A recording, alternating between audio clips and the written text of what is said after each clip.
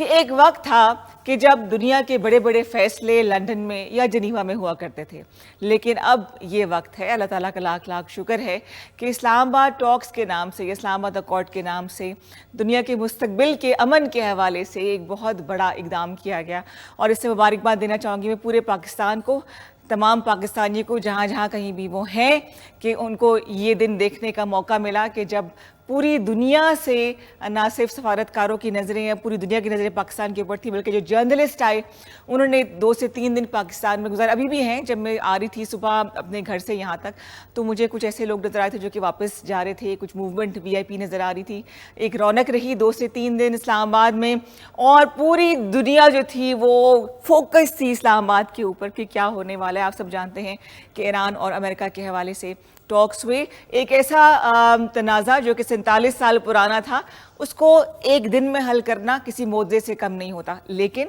At least ice breaking ہوئی. 2 دشمن جو تھے، جو اختلافات رکھتے تھے، وہ انہوں نے پہلی دفعہ ایک میز پر آمنے سامنے بیٹھے اور ایٹ لیسٹ بات چیت کا آغاز ہوا. پوری دنیا سے لوگ جو ہیں اور جو سربراہان ہیں وہ پاکستان کی پریمیئر کو، پاکستان کے لوگوں کو، ہمارے فیلڈ مارشل کو، سب کو مبارکبادیں دے رہے ہیں کہ جی آپ نے ہمارے بچوں کے مستقبل کو بچانے کی کوشش کی. میرے خیال سے پاکستان کو نوبل پیس پرائز جو ہے وہ ملنا چاہیے.